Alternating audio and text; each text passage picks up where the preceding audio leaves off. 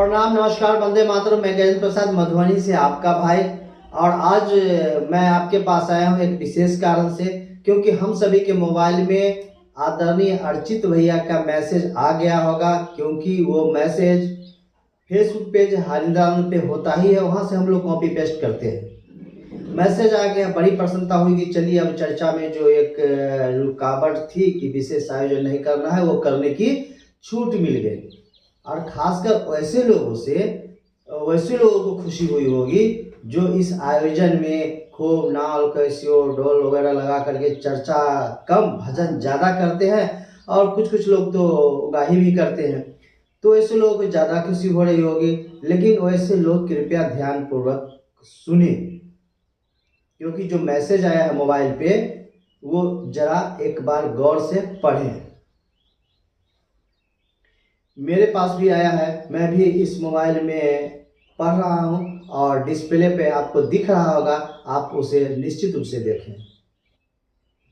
जब हम अपने मोबाइल में फेसबुक ओपन करेंगे और उसमें हरिंद्रानंद टाइप करेंगे तो इस तरह से पेज खुल जाता है। इस पेज को जब हम स्क्रॉल करेंगे, ऊपर की तरफ घसकाएंगे, तो देखिए कि यहाँ पर एक आ रहा है, Harindranand is feeling blessed at Upvan Ranchi. 16 घंटा पहले की मैसेज है, जिसमें बड़ा ही स्पष्ट शब्दों में हमारे अर्चित भैया इसमें निवेदन किए हैं कि विनम्र अनुरोध है। आप सभी पूरा पढ़ लेंगे। मैं आपको लेकर चलता हूँ कहाँ पे, तो जहाँ पर कि महत्वपूर्ण बात हमको आपको बतानी है या हमें भी समझनी है। यहाँ क्या लिखा हुआ है कि आज दिनांक 5/11/2022 से सभी तरह की चर्चाएं पूर्ववत होंगी, परंतु यह ध्यान रहे कि साहब हमेशा यह कहते थे कि खर्चा कम चर्चा ज़्यादा, खर्चा कम चर्चा ज़्यादा। साथ ही चर्चा के दौरान स्थानीय प्रशासन द्वारा बनाए गए नियमों का पालन सुनिश्चित करेंगे एवं सभी कार्यक्रम दिवा काल में ही हो। तो हम सभी को निश्चित रूप से इस बात का पालन करना चाहिए कि सभी कार्यक्रम दिवा काल में हो, खर्चा कम चर्चा अधिक हो, भजन को न्यून किया जाए। ये बातें कहाँ लिखी हुई है? तो जो परिपत्र 2022 का आया है, जो 4 पन्ने का है, 8 पृष्ठ का है, उसमें आप पढ़ेंगे, वहाँ लिखा हुआ है, या उससे पहले वाले भी परिपत्र में लिखा हुआ है कि भजन के कड़ी को न्यून किया जाए, क्योंकि वो चर्चा के आयाम को कम करता है। यानी हमारा उद्देश्य क्या है? हमारा उद्देश्य लोगों को शिव गुरु के विषय में बताना।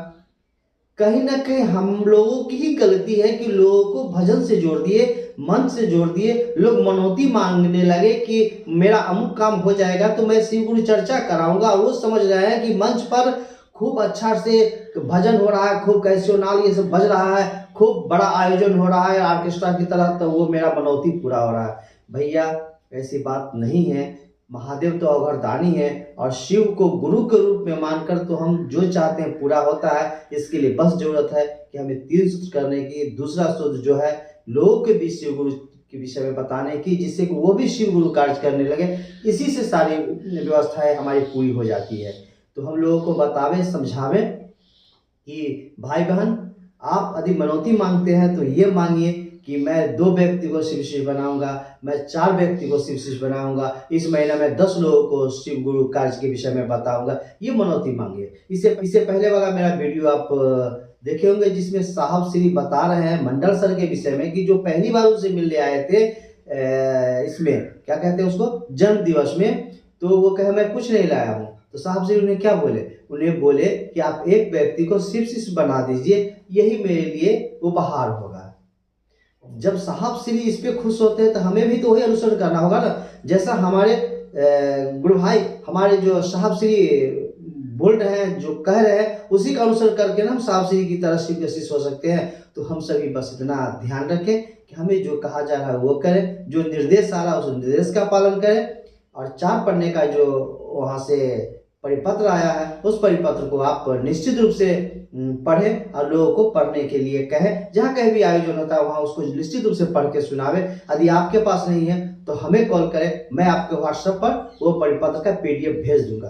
क्योंकि PDF आप उसको अपने मोबाइल पे पढ़ेंगे, जितना बड़ा चाहे उतना बड़ा करके उसको पढ़ सकते हैं। उसका प्रिंट आउट भी आप निकाल सकते हैं। यदि आपके पास नहीं होगा तो आप हमें कॉल करें, निश्चित रूप से मैं आपको भेजूंगा।